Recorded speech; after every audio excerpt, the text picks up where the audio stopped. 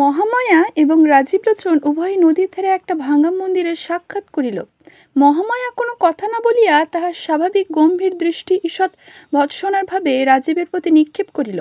তাহার মর্ম এই, তুমি কি সাহসে আজ অসময়ে আমাকে এখানে আহ্বান করিয়া আনিয়াছ? আমি এ পর্যন্ত তোমার সকল কথা শুনিয়া আসিতেছি বলিয়াই তোমার এতদূর স্পর্ধা বাড়িয়া উঠিয়াছে।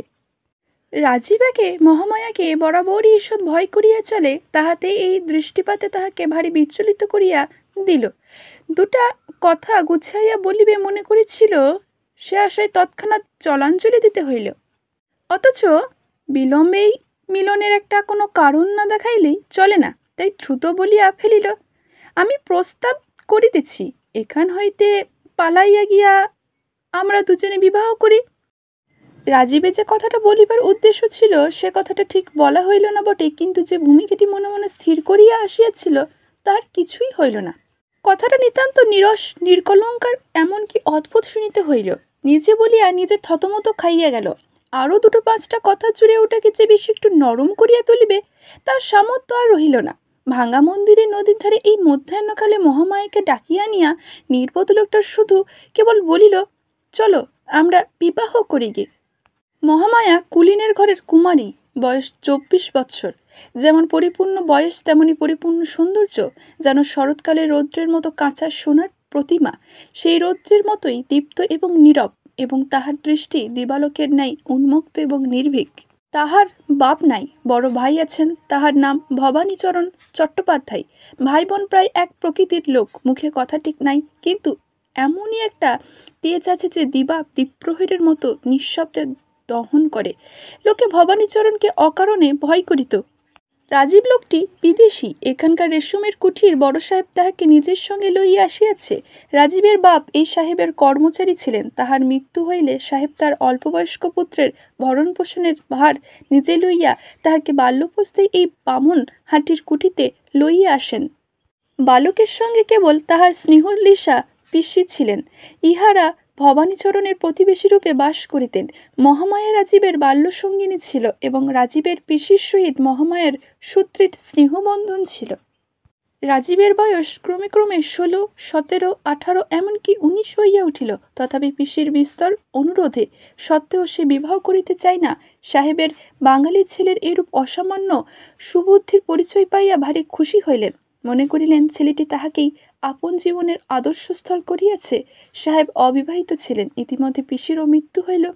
এদিকে সাধ্যাতীত ব্যয় ব্যতীত মহামায়ার জন্য অন্যরূপ কুলসম্পূর্ণ পাত্র জোটে না। তাহারও কুমারী বয়স ক্রমে বাড়িতে লাগিল। পাঠকদিগকে বলা বাহুল্য যে পরিয়ন বন্ধন যে দেবতার কার্য, তিনি যদিও এই নরনারী যুগের প্রতি ঈর্ষাবোধ বিশেষ অমনোযোগ প্রদর্শন করিয়া আসিতেছেন, কিন্তু প্রণয় বন্ধনের ভার যাহার প্রতি তিনি এতদিন সময় নষ্ট করেন নাই, বৃদ্ধ প্রজাপতি যখন ঢুলিতেছিলেন, যুবক কর্ণর্প তখন সম্পূর্ণ সজাগ অবস্থায় ছিলেন। ভগবান কন্দর্পের প্রভাবে তিনি ভিন্ন লোকের উপর ভিন্নভাবে প্রকাশিত হয়। রাজীব তাহার প্ররোচনায় দুটো চারটে মনের কথা বলিবার অবসর খুঁজিয়া বেড়ায়। মহামায়া তাহাকে যে অবসর দেয় না, তাহার স্নিগ্ধ গভীর দৃষ্টি রাজীবের ব্যাকুল হৃদয়ের একটা ভিতর সঞ্চার করিয়া তোলে। আজ শতবার মাথায় দিব্যি দিয়া রাজীব মহামায়াকে এই ভাঙা মন্দিরে আনিতে কৃতকার্য হইয়াছে। তাই মনে করিয়াছিল যতটুকু বলিবার আছে আজ সব বলিয়া লইবে। তাহার পর হয় আমরণ, সুখ নয় আজীবন মৃত্যু। জীবনের এমন একটা সংকটে তিনি রাজীব কেবল কহিল, চলো তবে বিবাহ করা যাক, এবং তারপরে বিস্মিত পাঠ ছাত্রের মতো থতমত খাইয়া চুপ করিয়া রহিল। রাজীব যে এইরূপ প্রস্তাব করিবে মহামায়া যেন আশা করে নাই। অনেকক্ষণ তাই নীরব হইয়া রহিল। মধ্যাহ্নকালে অনেকগুলি অনির্দিষ্ট করুণধ্বনি আছে, সেগুলি এই নিস্তব্ধতায় ফুটিয়া উঠিতে লাগিল। বাতাসে মন্দিরের অর্ধসংলগ্ন ভাঙা কবাট একবার অত্যন্ত মৃদুমন্দ আর্তসম্বর সহকারে ধীরে ধীরে খুলিতে লাগিল এবং বন্ধ হইতে লাগিল। মন্দিরের গবাক্ষে বসিয়া পায়েরা বকম বকম করিয়া ডাকে। বাহিরে শিমুল গাছের শাখায় বসিয়া কাঠঠোকরা একঘেয়ে ঠকঠক শব্দ করে। শুকনো পত্ররাশির মধ্যে দিয়া গিরগিটি সরসর শব্দে ছুটিয়া যায়। হঠাৎ একটা উষ্ণ বাতাস মাঠের দিকে হইতে আসিয়া সমস্ত গাছের পাতার মধ্যে ঝরঝর করিয়া ওঠে এবং হঠাৎ নদীর জল জাগিয়া উঠিয়া ভাঙা ঘাটের সোপানের ওপর ছলাৎ ছলাৎ করিয়া আঘাত করিতে থাকে। এই সমস্ত আকস্মিক অলস শব্দের মধ্যে বহুদূর তরুতল হইতে একটা রাখালের বাঁশিতে মেঠো সুর বাজিতেছে। রাজীব মহামায়ার মুখের দিকে চাহিতে সাহসী না হইয়া মন্দিরের ভেতরের ওপর ঠেস দিয়া দাঁড়াইয়া এক প্রকার শান্ত স্বপ্নাবিশিষ্টের মতো নদীর দিকে চাহিয়া আছে। কিছুক্ষণ পরে মুখ ফিরিয়া লইয়া রাজীব আর একবার ভিক্ষুকভাবে মহামায়ার মুখের দিকে চাহিল। মহামায়ার মাথা নাড়িয়া কহিল, না, সে হইতে পারে না। মহামায়ার মাথা যেমনই নাড়িল, রাজীবের আশাও অমনি ভূমিষ্যাৎ হইয়া গেল। কারণ রাজীব সম্পূর্ণ জানিত মহামায়ার মাথা মহামায়ার নিজের নিয়মসারেই নড়ে, আর কাহারও সাধ্য নাই তাকে আপন মনে বিচলিত করে। প্রবল কুলাভহীন মহামায়ার বংশে কতকাল হইতে প্রবাহিত হইতেছে, সে কি কখনো রাজীবের মতো অকুলীন ব্রাহ্মণ কি বিবাহ করিতে সম্মত হইতে পারে? ভালোবাসা আর এক এবং বিবাহ আর এক। যাই হোক, মহামায়ার বুঝিতে পারিল তাহার নিজের বিবেচনাহীন ব্যবহারই রাজীবের এত দুস্পর্ধা বাড়িয়াছে। তৎক্ষণাৎ সে মন্দিরে ছাড়িয়া চলিয়া যাইতে উদ্যত হইল। রাজীব অবস্থা বুঝিয়া তাড়াতাড়ি কহিল, আমি কালই এ দেশ হইতে চলিয়া যাইতেছি। মহামায়া প্রথমে মনে করিয়াছিল যে ভাবটা দেখাইবে, সে খবরে আমার কি আবশ্যক, কিন্তু সে পারিল না। পা তুলিতে গিয়া পা উঠিল না। শান্তভাবে জিজ্ঞাসা করিল, কেন? রাজীব কহিল, আমার সাহেব এখান হইতে সোনারপুর কুঠিতে বদলি হইতেছেন, আমাকে সঙ্গে লইয়া যাইতেছেন। মহামায়া আবার অনেকক্ষণ চুপ করিয়া রহিল। ভাবিয়া দেখিল দুইজনের জীবনের গতি দুই দিকে। একটা মানুষকে চিরদিন নজরবন্দি করিয়া রাখা যায় না। তাই চাপা ঠোঁট ঈষৎ খুলিয়া কহিল, আচ্ছা, সেটা কতটা? গভীর দীর্ঘশ্বাসের মতো শুনাইল। কেবলই কথাটুকু বলিয়া মহামায়া পুনশ্চ গমনোদ্যোগ হইতেছে, এমন সময় রাজীব চমকিয়া উঠিয়া কহিল, চাটুর্যে মশাই। মহামায়া দেখিল ভবানীচরণ মন্দিরের অভিমুখে আসিতেছে, বুঝিল তাহাদের সন্ধান পাইয়াছে। রাজীব মহামায়ার বিপদের সম্ভাবনা দেখিয়া মন্দিরের ভগ্নভিত্তি দিয়া লাফাইয়া বাহির হইবার জন্য চেষ্টা করিল। এমন সময় মহামায়া সবলে তার হাত ধরিয়া আটক করিয়া রাখিল। ভবানীচরণ মন্দিরে প্রবেশ করিলেন। কেবল একবার নীরবে নিস্তব্ধভাবে উভয়ের প্রতি দৃষ্টিপাত করিলেন। মহামায়া রাজীবের দিকে চাহিয়া অবিচলিতভাবে কহিল, রাজীব, তোমার ঘরেই আমি যাইব, তুমি আমার জন্য অপেক্ষা করিও। ভবানীচরণ নিস্তব্ধে মন্দির হইতে বাহির হইলেন। মহামায়া নিস্তব্ধে তাহার অনুগমন করিল। আর রাজীব হতবুদ্ধি হইয়া দাঁড়াইয়া রহিল, যেন তাহার ফাঁসির হুকুম হইয়াছে। সেই রাত্রে ভবানীচরণ একখানা লাল চেলি আনিয়া মহামায়াকে বলিল, এইটা পড়ে আসো। মহামায়া পড়িয়া আসিল। তাহার পর বলিল, আমার সঙ্গে চলো। ভবানীচরণের আদেশ এমনকি সংকেত কেউ কখনো অমান্য করে নাই, মহামায়াও না। সে রাত্রে উভয়ে নদী তীরে শ্মশান অভিমুখে চলিলেন। শ্মশান বাড়ি হইতে অধিক দূরে নহে। সেখানে গঙ্গাযাত্রীর ঘরে একটি বৃদ্ধ ব্রাহ্মণ মৃত্যুর সঙ্গে পাঞ্চা লড়ছে, বলা বাহুল্য মৃত্যুর জন্য প্রতীক্ষা করছে। তাহার সঙ্গেই শয্যাপার্শ্বে উভয়ের গিয়া দাঁড়াইলেন। ঘরের এক কোণে পুরোহিত ব্রাহ্মণ উপস্থিত ছিলেন। ভবানীচরণ তাহাকে ইঙ্গিত করিলেন। সে অবিলম্বে অনুষ্ঠানের আয়োজন করিয়া লইয়া প্রস্তুত হইয়া দাঁড়াইল। মহামায়া বুঝিল তাহার সঙ্গে তাহার বিবাহ। সে আপত্তির লেশমাত্র প্রকাশ করিল না।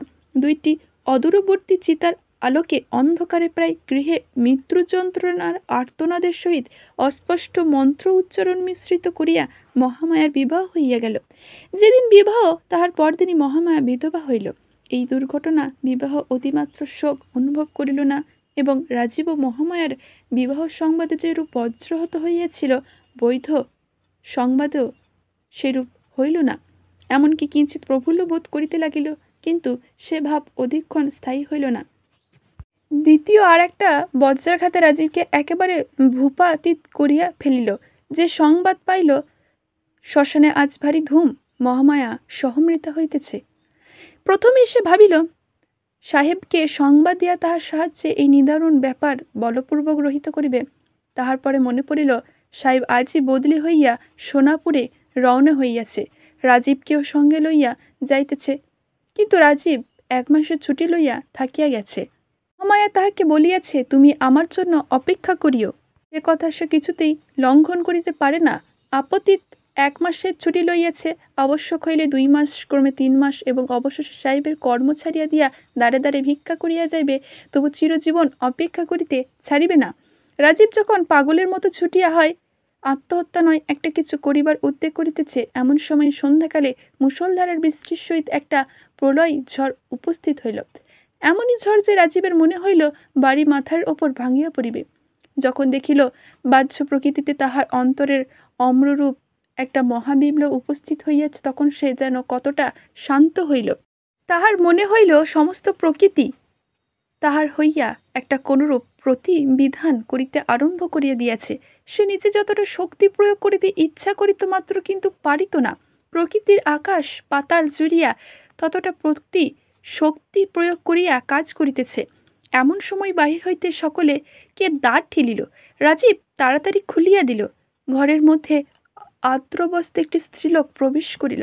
তাহার মাথায় সমস্ত মুখ ঢাকিয়া ঘোমটা। রাজীব তৎক্ষণাৎ চিনতে পারিল সে মহামায়া। উচ্ছ্বসিত স্বরে জিজ্ঞাসা করিল, মহামায়া, তুমি চিতা হইতে উঠিয়া আসিয়াছ? মহামায়া বলিল, হ্যাঁ, আমি তোমার কাছে অঙ্গীকার করিয়াছিলাম তোমার ঘরে আসিব, সে অস্বীকার পালন করিতে আসিয়াছি। কিন্তু রাজীব, আমি ঠিক সে আমি নাই। আমার সমস্ত পরিবর্তন হইয়া গিয়াছে। কেবল আমি মনে মনে সেই মহামায়াই আছি। এখনো বলো, এখনো আমার চিতায় ফিরিয়া যাইতে পারিব। আর যদি প্রতিজ্ঞা করো কখনো আমার ঘোমটা খুলিবে না, আমার মুখ দেখিবে না, তবে আমি তোমার ঘরে থাকিতে পারি। তোর হাত হইতে ফিরিয়া পাওয়াই যথেষ্ট, তখন আর সমস্তই তুচ্ছ জ্ঞান হয়। রাজীব তাড়াতাড়ি করিয়া কহিল, তুমি যেমন ইচ্ছা তেমনই করিয়াই থাকিও, আমাকে ছাড়িয়া গেলে আর আমি বাঁচিব না। মহামায়া কহিল, তবে এখনই চলো, তোমার সাহেব যেখানে বদলি হইয়াছে সেখানে যাই। ঘরে যাহা কিছু ছিল সমস্ত ফেলিয়া রাজীব মহামায়াকে লইয়া সেই ঝড়ের মধ্যে বাহির হইল। এমনই ঝড় যে দাঁড়ানো কঠিন। ঝড়ের বেগে কঙ্কর হইয়া আসিয়া ছিটাকুলি মতো গায়ে বিঁধিতে লাগিল। মাথার ওপরে গাছ ভাঙিয়া পরিবার ভয়ে পথ ছাড়িয়া উভয়ে খোলা মাঠে দিয়া চলিতে লাগিল।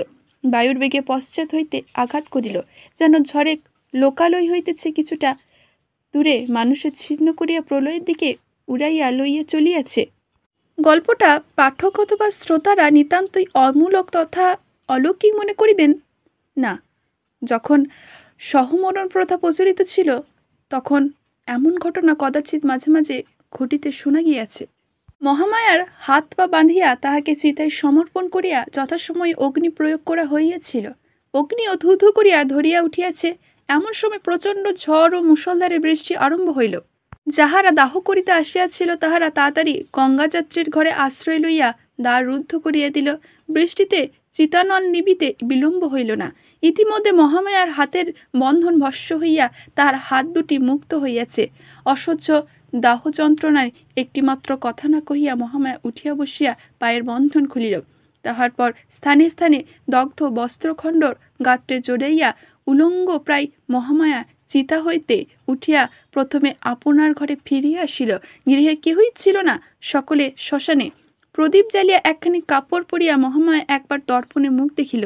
দর্পণ হইতে ভূমিতে আছড়িয়া ফেলিয়া একবার কি ভাবিল। তাহার পর মুখের ওপর দীর্ঘ ঘোমটা টানিয়া অদূরবর্তী রাজীবের বাড়ি গেল। তাহার পর কি ঘটিল পাঠকের অগোচর নাই। মহামায়া এখন রাজীবের ঘরে, কিন্তু রাজীবের জীবনে সুখ নাই, অধিক নহে। উভয়ের মধ্যে কেবল একখানি মাত্র ঘোমটার ব্যবধান, কিন্তু সেই ঘোমটাটুকু মৃত্যুর ন্যায় চিরস্থায়ী, অথচ মৃত্যুর অপেক্ষা যন্ত্রণাদায়ক।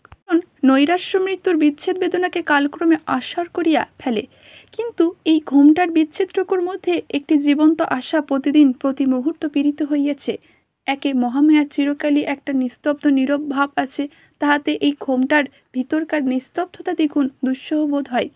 সে যেন একটা মৃত্যুর মধ্যে আবৃত হইয়া বাস করিতেছে। রাজীব পূর্বে যে মহামায়াকে জানিত তাহাকেও হারাইল, এবং তাহার সেই আশৈশব সুন্দর স্মৃতিকে যে আপনার সংসারে প্রতিষ্ঠিত করিয়া রাখিবে, এই ঘোমটাচ্ছন্ন মূর্তি চিরদিন পার্শ্বে থাকিয়া নীরবে তাহাতেও বাধা দিতে লাগিল। এমনই করিয়া এই দুই সঙ্গীহীন একক প্রাণী কতকাল একত্রে যাপন করিল। একদিন বর্ষাকালে শুক্লপক্ষ দশমী রাতে প্রথম মেঘ কাটিয়া চাঁদ দেখা দিল। নিস্তব্ধ নিষ্পন্ধ জ্যোৎস্নারাশি সুপ্ত পৃথিবীর শিয়রে জাগিয়া বসিয়া রহিল। সে রাত্রে নিদ্রা ত্যাগ করিয়া রাজীবও আপনার জানালার দিকে চাহিয়া বসিয়াছিল। রাজীব দেখিতেছিল অন্ধকার তরুশ্রেণীর প্রান্তে শান্ত সরোবর একখানি মার্জিত রূপার পাতের মতো ঝকঝক করিতেছে। মানুষ এরকম এমন স্পষ্ট একটা কোনো কথা ভাবে কিনা বলা শক্ত, কেবল তাহার সমস্ত অন্তঃকরণ একটা কোনো দিকে প্রবাহিত হইতে থাকে।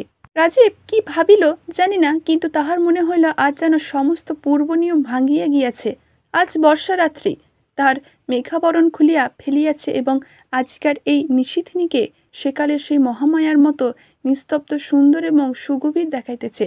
তাহার সমস্ত অস্তিত্ব সেই মহামায়ার দিকে একযোগে ধাবিত হইল। স্বপ্নচালিতের মতো উঠিয়া রাজীব মহামায়ার শয়ন মন্দিরে প্রবেশ করিল। মহামায়া তখন ঘুমাইতেছিল। রাজীব কাছে গিয়া দাঁড়াইল, মুখ নত করিয়া দেখিল মহামায়ার মুখের ওপর জ্যোৎস্না আসিয়া পড়িতেছে। কিন্তু হায়, এ কি! সে চিরপরিচিত মুখ কোথায়? চিতান শিখা তাহার নিষ্ঠুর লেলিহান রসনায় মহামায়ার বাগমুখণ্ড হইতে কিয়ংবদং সৌন্দর্য একেবারে লেহন করিয়া লইয়া আপনার ক্ষুধার চিহ্ন রাখিয়া গেছে।